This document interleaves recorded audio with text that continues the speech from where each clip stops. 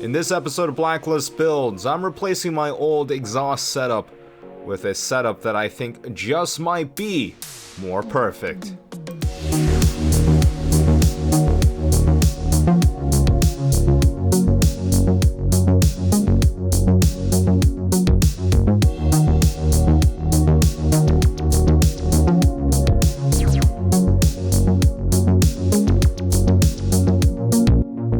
Before we start this video, I want to give credit to my friend Al for doing the R&D work for this downpipe setup. From the header back, we have test pipes, GESI ultra high output catalytic converters, FLOWMASTER HP2s, and an AWE Touring catback exhaust. This is my Magnum Opus, yeah. Yeah, because everybody's looking for a good setup on this V6, because it sounds horrible if you don't correct the rasp. I think this is the way. Honestly, they've got cones inside of them. They're like baffled cones. Yeah. And it just takes all the rasp and all the bark out of it. That's what gives it the tone that it's got now. Yeah, and it sounds amazing.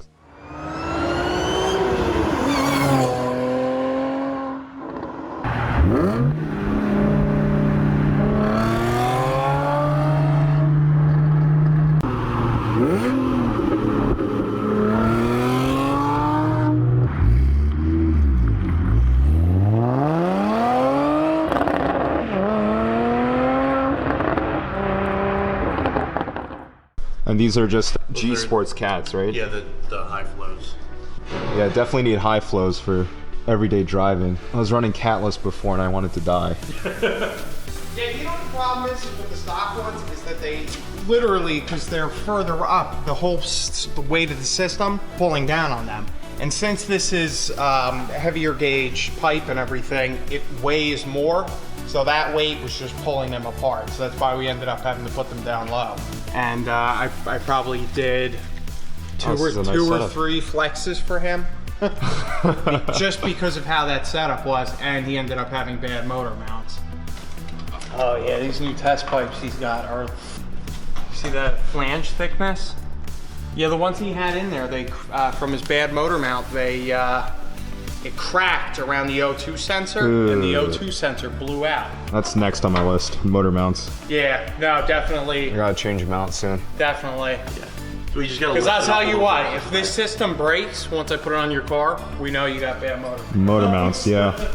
Yeah, I don't know how people run AW track with test pipes. I just don't. Yeah, no, like it's just too much.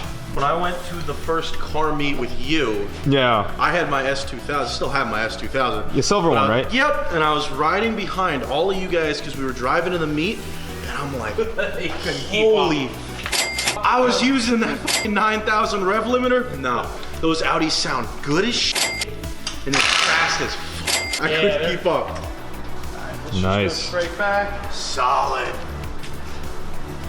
Back down. I loved this setup. That was really nice. I loved doing this. Yeah, it really lasted a long time too. It said they were like $40 cats. Yeah. Once you do anything from here back and you start adding like thicker stainless 2.5 pipe, it's too much weight for these flexes. Yeah. And they just rip and rip and rip, and you can replace them all you want, but you just end up doing them like every other month. Like Al was doing that before. Yeah, exactly. Finally got to a point, I was like, all right, Al, we're doing it right. What are we doing now? I am shimming the hanger down a little bit to bring these clamps away from the body. Push up, Mike.